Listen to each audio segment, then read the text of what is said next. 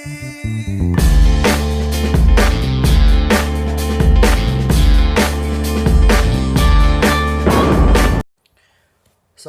warahmatullahi wabarakatuh. Perkenalkan, nama saya Ahmad Rivaldi dengan nomor NPM 19106312437. Semester 3 kelas A dari Prodi Ilmu Keolahragaan, Fakultas Ilmu Kesehatan, Universitas Singapura Bangsa Karawang. Baik, kali ini saya akan menjelaskan tentang fungsi yang ada di Microsoft Excel, yaitu tentang rumus not, and, or, if, average, if and, lookup, dan membuat chart.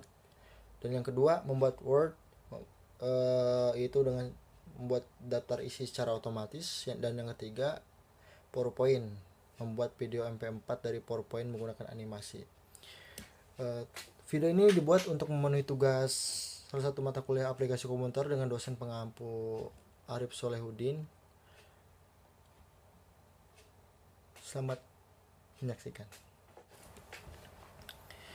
Oke, di sini saya akan menjelaskan yang pertama adalah Microsoft Excel. Rumus yang ada di Microsoft Excel ada 9, dan baik, saya akan jelaskan tentang 9 rumus ini dari tentang Microsoft Excel.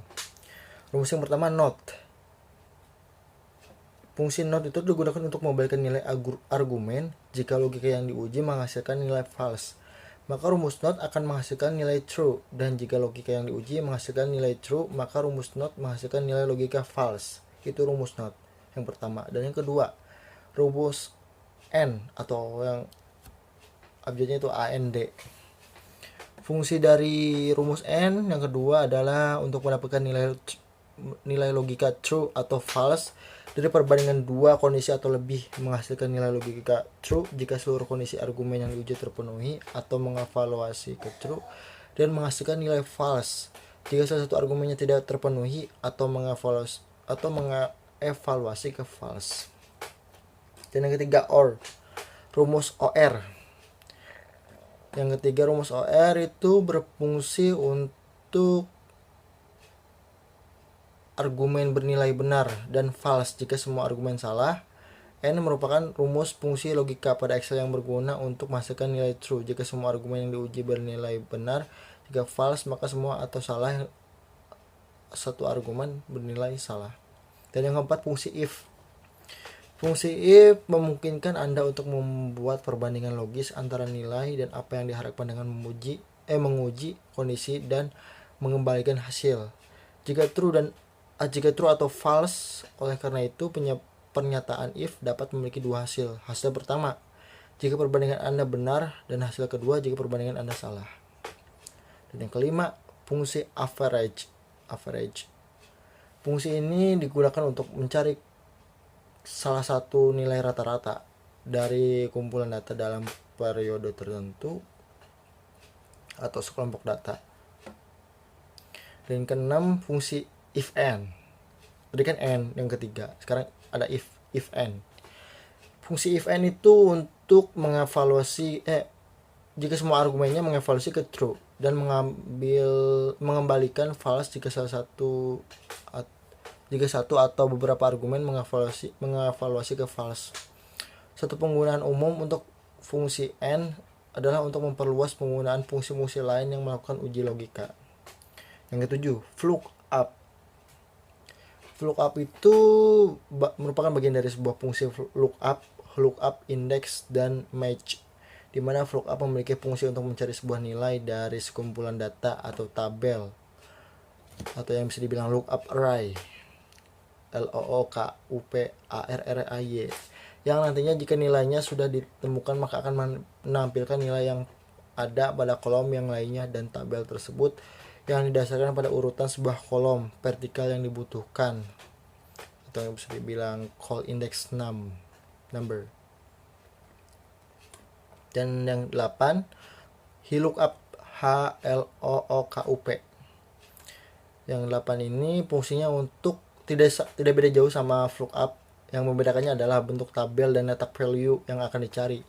Rumus Excel HLOOKUP merupakan salah satu fungsi Microsoft Excel yang digunakan untuk mencari data pada baris pertama sebuah tabel data, kemudian mengambil nilai dari sel manapun di kolom yang sama pada tabel data tersebut, sama dengan fungsi VLOOKUP Excel.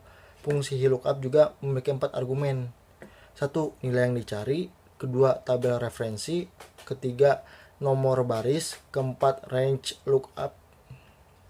Persis sekali dan kecocokan mendekati jika berisi true atau dikosongkan, maka VLOOKUP menghasilkan kecocokan yang mendekati. Jika false, VLOOKUP akan menemukan kecocokan persis. Jika tidak ditemukan, akan menghasilkan nilai kesalahan. Dan yang terakhir, 9, di Microsoft Excel itu cara membuat chart. Pertama, memasukkan chart itu adalah grafik. Jadi cara pertamanya yaitu adalah, pertama kita masuk ke Microsoft Excel-nya. Sudah masuk, pilih sel yang ingin Anda buat grafiknya,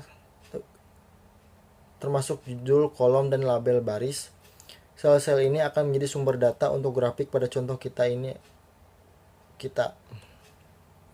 Yang kedua, dari tab Insert, klik perintah chart yang digunakan dalam contoh kita akan pilih kolom.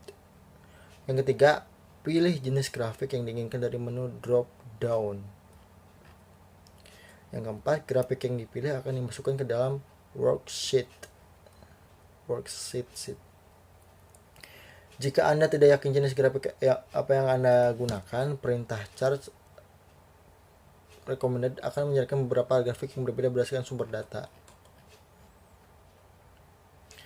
Nah, yang kedua, di Word. Tadi kan Microsoft Excel, sekarang yang kedua di Word. Di Word itu bagaimana sih cara membuat daftar isi yang otomatis?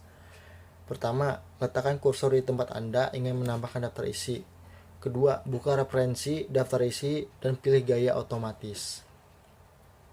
Pilihan yang kedua ya, isi otomatis.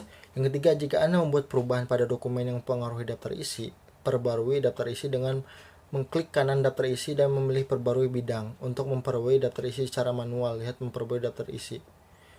Jika Anda kehilangan entry yang hilang sering terjadi karena judul tidak diformat sebagai judul. Untuk setiap judul yang Anda inginkan dalam daftar isi, pilih teks judul. Yang kedua adalah masuk ke gaya rumah, lalu pilih judul 1. Atau yang ketiga, jika emang selalu gagal, ya perbarui daftar isi Anda secara manual. Yang ketiga, Microsoft PowerPoint.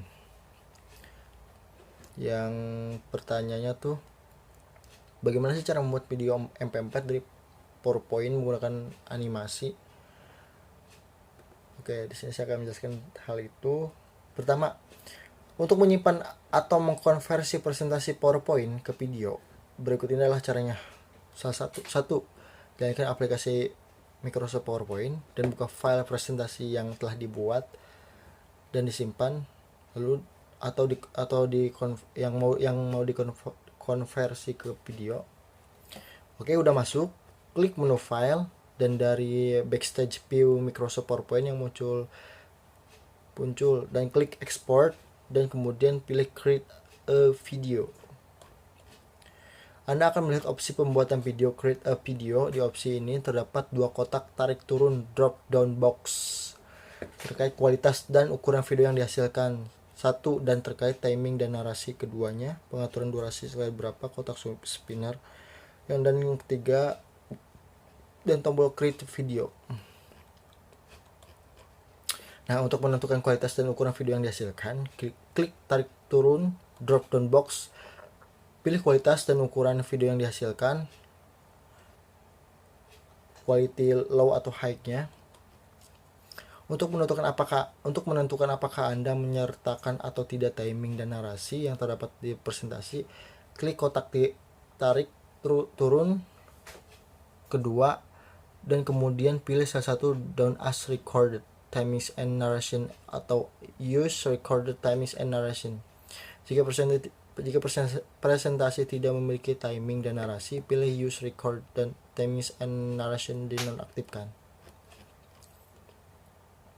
Bila pilihan untuk timing dan narasi adalah don't as recorded timings and narration, Anda perlu mengatur durasi tiap-tiap slide yang ditampilkan. Nilai default adalah 5 detik, namun Anda dapat menentukan durasi sendiri, misalnya 8 menit 1, dan kemudian tombol create a video untuk mulai menyimpan atau mengonversi ke video. Di kotak dialog Save As yang muncul, tentukan direktori penyimpanan, beri nama file untuk videonya, lalu simpan dan dikonversi. Dan tentukan format file videonya, bisa Windows Media Video atau MP4, sorry. Dan kemudian klik tombol save. Dan proses penyimpanan atau konversi presentasi PPT kita ke video sedang berjalan, dan tunggu sampai selesai. Oke, itu saja yang saya bisa jelaskan tentang ketiga materi tersebut. Mohon maaf bila ada kekurangan dan kesalahan. Wabillahi taufiq wal hidayah. Wassalamualaikum warahmatullahi wabarakatuh.